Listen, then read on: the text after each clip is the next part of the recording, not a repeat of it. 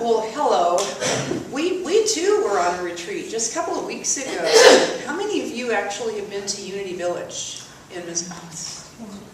It's just wonderful, you know, hanging out. It's like a block party for about 500 of your favorite friends.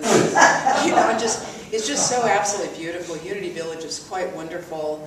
And what was interesting is while we were there, we got two fun things. One was that we went to, they have a buffet for lunch and dinner, beautiful food. And we're there carrying our tray, doing our buffet lunch, and we looked next to us and we did a double take, and there was Diane Manzera standing right next to us. Diane Manzera is our youth director, but she also happens to be the national youth director for Unity churches, and so she spends quite a bit of time, I guess, over there. So we had the pleasure of having lunch with her, so that was really fun. We also went upstairs in the classroom area, and one of the things that's lovely is that they have framed photographs of the classes, the graduating ministerial classes of Unity from the very, very beginning all the way up to current.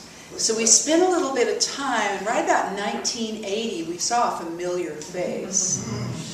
And we found Greg with his long hair and his mustache. So we took a picture, and we found his favorite hiking trail too, so we took photos and we texted him. And he texted back and he said, "You found my most favorite place to hike and my most hated picture." So, hey, see us after, we'll show it to you.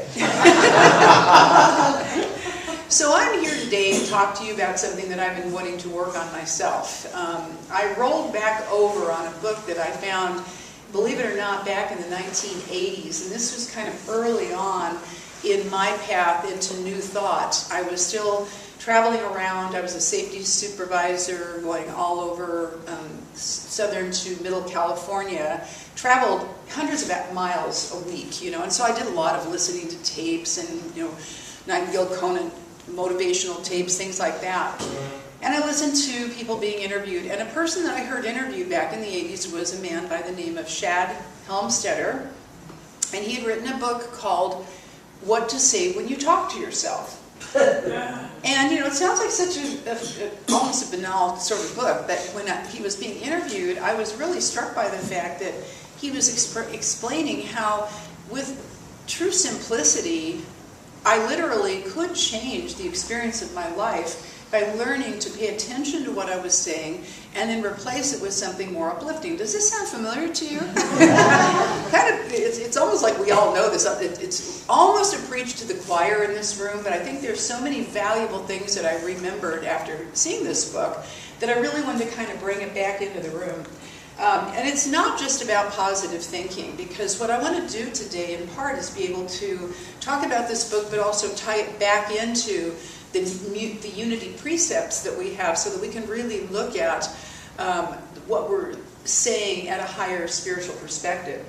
So in Unity, you know, we say we're made in the image and likeness of God. And so I had to look at that for myself. Does my self-talk reflect that? If I'm made in the image and likeness of God? In fact, you know, the two first principles of Unity that we were reading here, I'm kind of paraphrasing him now, but we say God is the source and the creator of all. There is no other enduring power. God is good and is everywhere present. Now that one, if you think about it, with all the news that's going on right now, you've seen the news, I'm sure you absolutely would have to dig a hole to not see all the news going on between the fires in California, the hurricanes, the earthquakes, the challenges that we're facing, the upheaval, the situation in Las Vegas. I mean, there's just so much that when we look at this, you know, and we sit in this nice, safe room together, and we all are safe enough to have that higher conversation that we can do in New Thought, it's safer than just kind of being outside and trying to process it on your own. Have you noticed? So when we talk about the number one point is that God is all there is, that there's nothing outside of that. So then what we also say is everyone is a spiritual being. We're created in God's image. The Spirit of God lives within each of us. Therefore, all people, including me, including you, we're all inherently good. And that's another one is sometimes hard to look at, isn't it? This word good. You know, this word good is not intended to be a judgment. The word good, it's a quality of being. That at the highest level of innocence, and that's what's important to understand, when people know better, they do better, and it's how we learned not to know better is a lot of what we study in this teaching. Because quite frankly, a lot of the deeper belief systems that we have grown up and we use now started off a long, long, long time ago, but all those deeper chemicalized thoughts that we have started off really innocently. Wow. You know, they say that all attacks a cry for love in the Course in Miracles. So the idea that everything started off innocently is sometimes a little bit easier to understand when we're working with an idea, a pretty audacious idea, that we're all inherently good, because, again, there's no one on this planet outside of God. So what we're working on right now is, we're made in the image and likeness of God. We think thoughts. Now, whose thoughts are we thinking? And it says in the Bible, John 1:1, it says, in the beginning was the Word, and the Word was with God, and the Word was God. So what does that say about our word? Because if we're made in the image and likeness of it, then doesn't that mean that our self-talk is a divinity conversation, a divine conversation? They may not always sound like it. Mine certainly don't. But part of this today is my intention here is to really have us look at something as simple as how we talk to ourselves. And realize that we can change it. You know, we can change the internal conversation. I always say that this is simple, but it's not easy. Heck, we've been thinking these thoughts, 60,000 thoughts a day, over and over and over, all through our lives. And you know, when I first learned something of this, when I first got the glimmer, because it was a glimmer, back in those days when I was driving around listening to Shad Helmstetter, listening to these motivational tapes of positive thinking and all that, it had never occurred to me. I mean, maybe I'm last in line here, but it had never occurred to me to not believe everything I thought. I mean, I'm thinking it. and all of a sudden I began to learn to challenge that. Not only that, but I began to realize that with all these thoughts I was thinking, I was learning all of a sudden that my thoughts were creative. And so through my creative thought, I was actually attracting things to my experience of my life. And that if I changed my inner conversation, it was said that I would change what I attract into my life. I went, whoa, this is really potent. Well, I didn't know how to do it yet, but I was interested. Are you interested in this? Don't you think this is kind of an amazing thing? Because, you know, if we change our thinking, we change our lives. So I grew up in both, you know, one foot in unity and one foot in religious science, both of which are part of the theology of New Thought. It's greatly named, isn't it? New Thought. Think a new thought and you get a new idea. So I grew up in this, and the person who wrote the religious science handbook called The Science of Mind was a man by the name of Ernest Holmes. And very, very early in the textbook, he actually writes these words. He says, the first great discovery man made was that he could think. It seems so relatively fundamental, doesn't it? But that's the first great discovery. We can think. He said that was the day when he first said, I am. And said this marked the first day of personal attainment. And you could also add to that, this marked the first day of personal responsibility. Because if I go, I am the beloved child of the Most High. I am a love and money magnet. I love that one. I love and money magnet.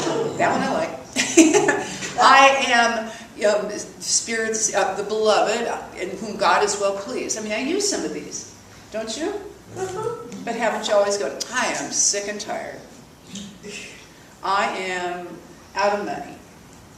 I am friendless and I'm lonely. I'm broke. I'm this. I'm too old. I'm too young. I'm too tall. I'm too...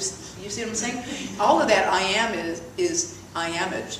We're using our I amness, our I amage, to create. And here we are. We are thinking people. And when you think how simple this is, but to realize there is no one in your head but you that can think these thoughts. You know, advertisers count on the fact that if you aren't using your mind, somebody else is. So, you know, we're knocked out. They may have their way with us because they can introduce ideas that we can then suddenly decide that without even knowing we're doing it, decide that these are what we're going to pay attention to. This is really a game of waking up. It's an ABCs. Awareness builds consciousness. And the first step of awareness is if something is there and it's going on, whether we even know yet that we want to change it, we can't do anything about it unless we first become aware of it. I mean, the very idea that we're thinking people. You know, I'm a thinking person. You know, what happens too is when you think, you create a chain of causation. Did you know that? You're creating through your mind, through your beautiful mind, you're starting a chain of causation. Now what that says to you is you are cause to your experience.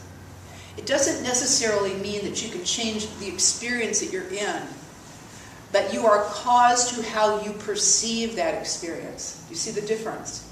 Because the one thing we can always change is our idea about something. That's the good news. That's good news to carry out of here. And if there's nothing else you get from this today, is to realize that you are cause to your experience. I cannot be cause to your experience. You might want to make me think I'm cause to your experience, that I made you do something, or you made me do something, and don't we do that to each other? You made me. The devil made me do it. You know? I mean, we're going to blow it off on anybody, right? However, the true reality is because it comes from thought, everything initiates in thought through the word, that means that we are cause to our experience. And you know what? That's good news.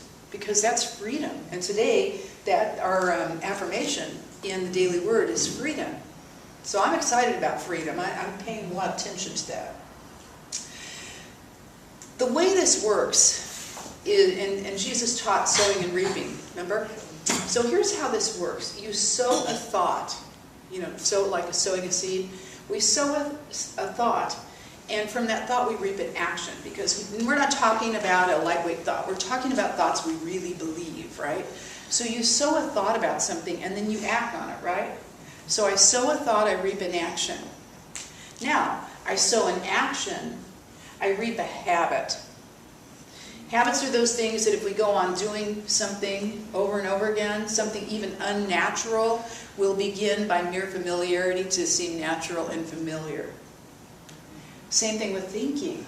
If we think in a natural thought, a thought that's not life-affirming or whatever, but we get used to thinking it that way, and we keep sowing that thought, or we keep sowing that action, then it does come by mere familiarity to seem right and proper. Do you see what I'm thinking? And it goes on in families. If you don't believe me, listen to the conversation at Thanksgiving. You'll have all those conversations. So we sow an act and we reap a habit. Now, if we sow the habit, we're going to reap a character. Now, sowing the character, we reap a destiny.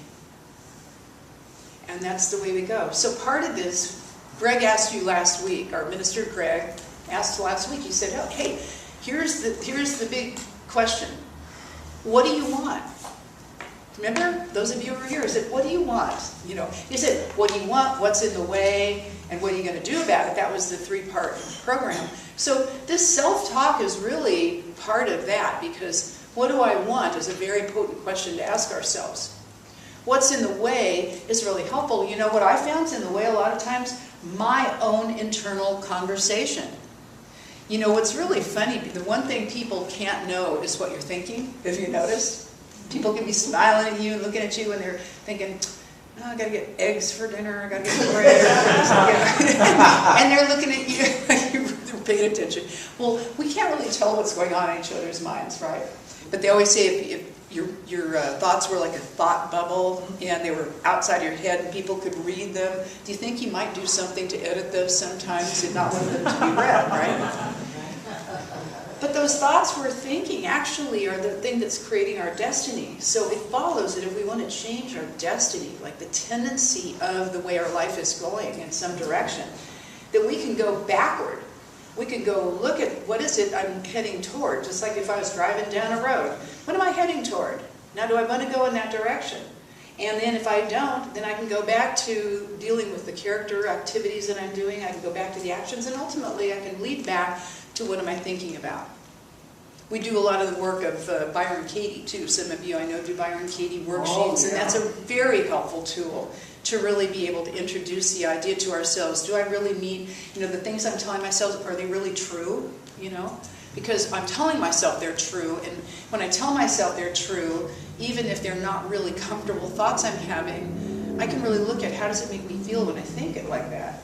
And wow, who would I be if I didn't even have that thought? So there's tools that we can use, but this book is one of them, and I think it's really potent. Now, I met Greg, our minister. I met him about the same time I got this book. It's really serendipitous that I met him in California, and he'd come in from Hawaii, and he'd done a workshop at the Unity Church that I was attending, so he and I got to know each other. So all along the way of my reading this book, what to say when you talk to yourself, I was also beginning to introduce some of the new thought principles and really begin to enjoy how things work and how they're wired. And I was, at the time of this going on, I was a single mom. And again, I was flinging myself all over the Southland. I was driving all the way up into Northern California at times. I would be on the road sometimes hundreds of hours a week. So I had a lot of time to think. And I had a lot of time to listen to stuff. So one of the things that I began to do, and I'm encouraging you might want to do this too, if you really want to see what's going on inside your head, is get a little notebook, like a little spiral notebook, and I would keep mine on the seat next to me while I'm driving, and I would have a little timer, I think it was a kitchen timer, and I would set the little timer for a few minutes, and then when it would go off, I'd go, what am I thinking? Because you got to catch yourself, you don't edit when you know. So I would write it down, and then I'm driving along, beep, it'd go off, and what am I thinking? Well, yeah, I have to tell you that because we do that 60,000 thoughts a day, so many of them the same thoughts. That's why you keep getting the same stuff.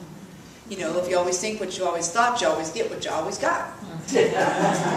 So I discovered that I stopped writing words after a while, and I started putting hash marks next to the thoughts because they were so consistently going on. That's awareness. I didn't even know I was doing it. I was not even clear that that was happening in my own mind. So that was really helpful. I still didn't quite know how to change the thought. I didn't really know how to change the inner conversation I was having, which is why I loved this book. But I was in a position where I was renting an apartment. I had my son part of the time. I had, it was one of those situations where I had more month than money. Anybody ever had that at the end of the month? And I really felt like I was kind of in a squirrel cage. I wasn't sure what I was going to do about it. The job wasn't all that much fun. I had some pleasure. The best thing that came out of it is I got to drive a lot and listen to things. But I also didn't like the job. And I was not in a place where I felt like I was getting ahead. Anybody ever felt that way? So there I was. Okay, so now I'm going to tell you another story that fits this. There was how many of you have been to Niagara Falls? Okay, and those of you who don't have your hand up, how many of you have seen pictures or know what it looks like? Okay, pretty much all of us, right? I mean, it's pretty impressive. It's got that roiling water and the big gorge, and it's just a massive amount of foaming water in that beautiful chasm there. There was a period of time around 1847 where there was no bridge between the American side and the Canadian side. So there was a engineer, I think his name was Elette or something like that, and he really wanted to be able to build, it was a real passionate idea of his, to build a bridge across the chasm of Niagara Falls. And it was pretty significant dimensions. They found the narrowest space, and it was about an 80-foot wide gap, 220-foot high sheer cliffs at the Whirlpool Gorge. The crossing was, through the river was impossible at this point, but they really had the vision of the possibility of joining the two sides of the two countries at the edge there with this bridge.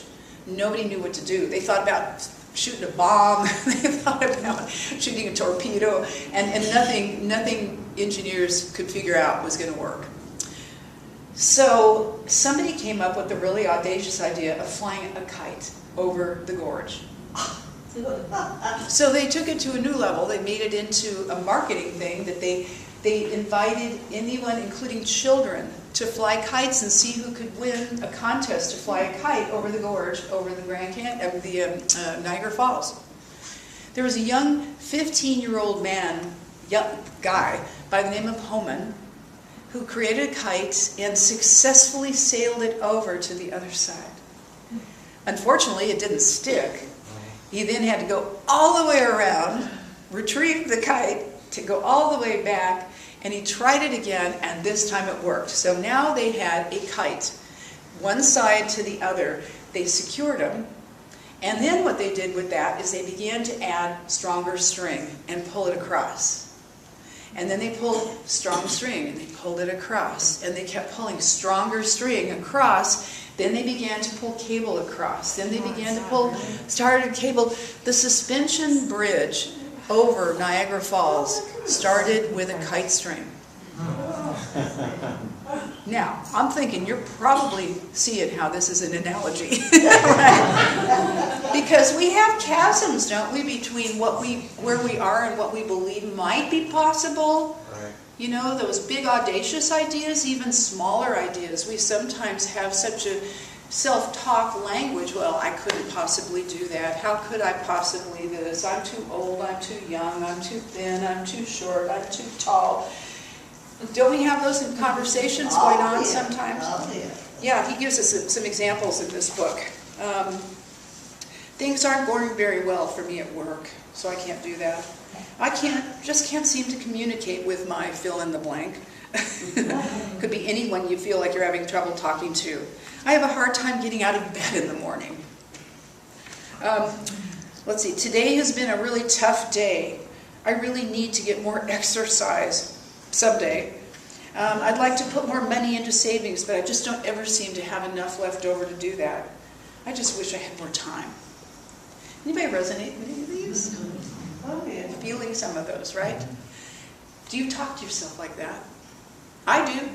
Sure. I affirm, you know. And what's really fascinating about this is that I would bet you by a show of hands, I'm not going to make you do it, but I bet you by a show of hands that almost everybody in the room uses a computer, right?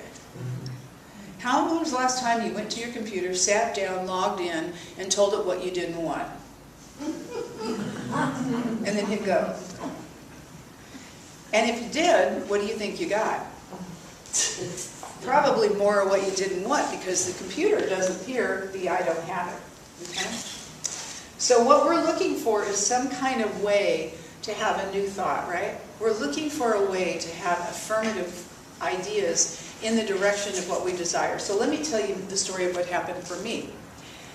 I really had a big story about how I could not afford property.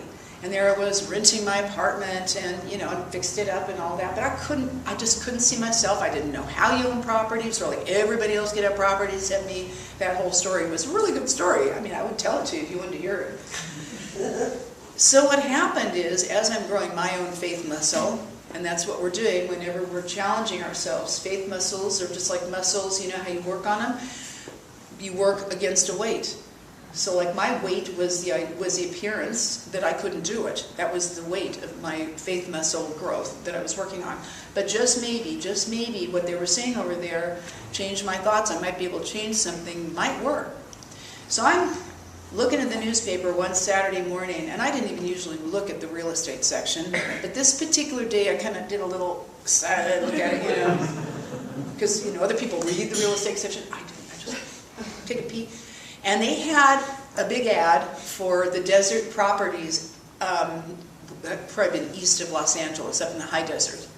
And they had an ad for a house, a 2-story house, in a place called Lake Los Angeles, which was no money down, and the monthly payments, the monthly mortgage payments for their house were significantly less than the amount I was paying for my apartment. Now, we have tipping points. This was my tipping point. My tipping point went from, I can't afford to have a house, I don't know how to do it, to, oh my God, I don't want to live in Lake Los Angeles. I could afford to have a house, but I don't want to live out there in that desert area. You see what happened that morning? I went from a conversation of I can't to I can choose. I was under contract in 3 months for my first condo. And I have had property and owned property ever since, with few exceptions. Because the whole conversation shifted, because I had strung a little string out there, and then after I got that little string over the chasm of what I thought to be something insurmountable in my own life, I began to string more line to it because I began to attract evidence of why it might work. And you can imagine my conversation changed. All of a sudden I was talking to people about real estate. How do you do it? I met people, they talked to me about how you amortize a loan and how this works and how that works. And it was a beautiful thing, but it worked. And it was my bridge over Niagara belief. You know, we all have that opportunity, and some of this is just about how do we change the self-talk. So I want to give you just a couple of examples of that out of this book. And I'm not trying to sell you books, but this particular book has a lot of wonderful ways to put things that you want, not what you don't. So this week, my challenge to you is to listen to your self-talk. Turn up the volume. And where you hear yourself with the negatives, you can take it and turn it over and affirm the positive. Listen to some of these. About problems. I know that every problem holds within itself the key to its own solution. Therefore, the better I understand the problem, the clearer I am able to see its solution. I don't seek to live a life which is free from problems. Instead, I choose to live a life of finding solutions and enjoying the benefits from which solutions are created. I know what to do and when to do it, and I do everything I need to do when I need to do it.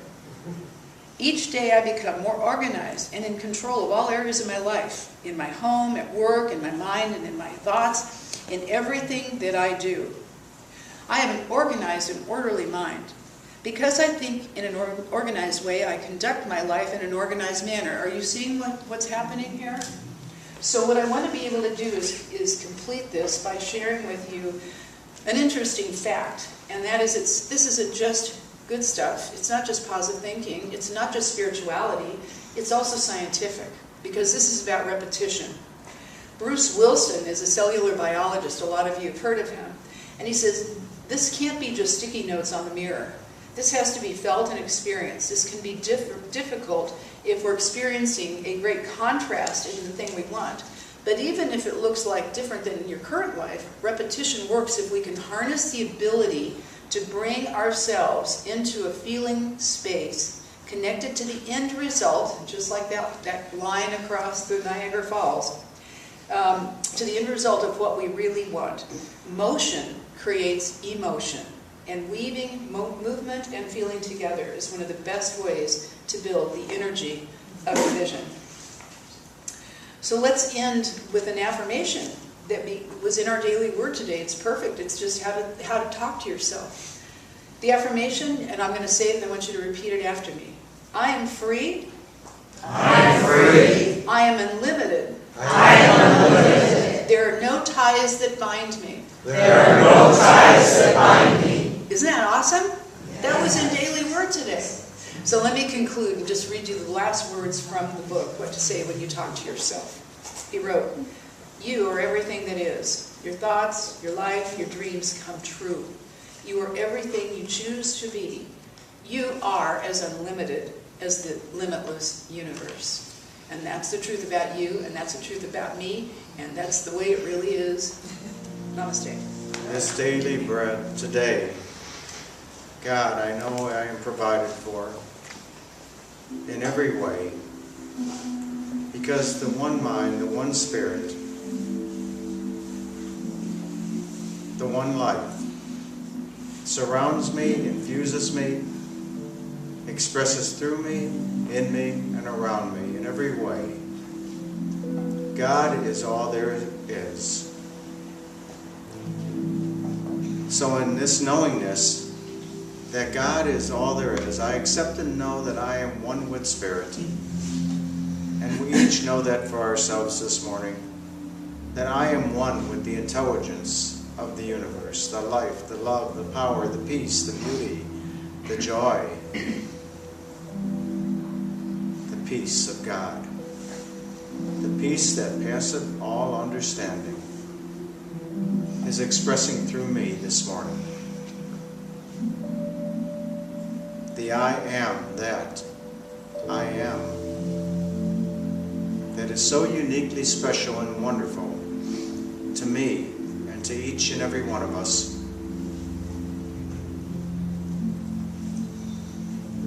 I accept and know that we each are able to embody this more greatly in our lives today, for ourselves and for everyone on this planet, because we are all created in this unique, wonderful expression of life. So today I truly am given my daily bread. Today I am given all I need for a full, enriched, and enriching expression of life.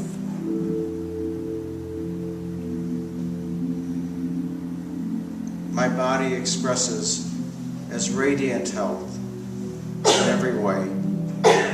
Every cell in my body filled with vibrant vitality and livingness. I have abundance flowing in my life because I live in an abundant universe where I know that Spirit has given all that needs to be provided, simply awaiting on my acceptance and my knowingness that I am ready and willing to receive and to give and to circulate. I see that every relationship in my life is fulfilling and uplifting, providing for me, supporting me, enriching me, bringing greater love into my life, and allowing me to flow greater love in circulation to those around me. And I know that I can creatively express myself as a unique individualization of this one power and presence. That the gift that God has given to me is this thing called life. And the gift I give back to life is my use of this power and intelligence. Because Spirit only knows how to express itself through and as me, and through and as each and every one of us. That is the great gift. We give uniquely, we receive, we circulate. And I know this is the great blessing that I bring into life today, and I receive back from life.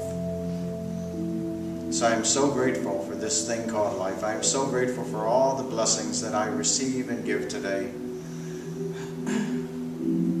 I see that this is a perfect day in every way. For this I give great thanks. Thank you, God. Thank you, God. Thank you, God, for this good day. I accept this word as complete and full in every way. The word that I have spoken and that each of us have spoken as we've heard it spoken through us is expressed in Spirit already.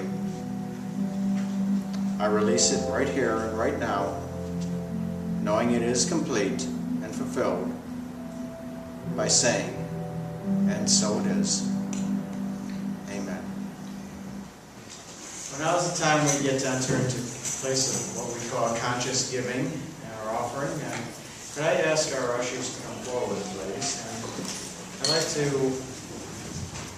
join with you in our offering affirmation this morning. I give in love and I receive in love. Could you please repeat that with me? I give in love and I receive in love. And now silently to yourself. And again, I give in love and I receive in love. I give in love and I receive in love.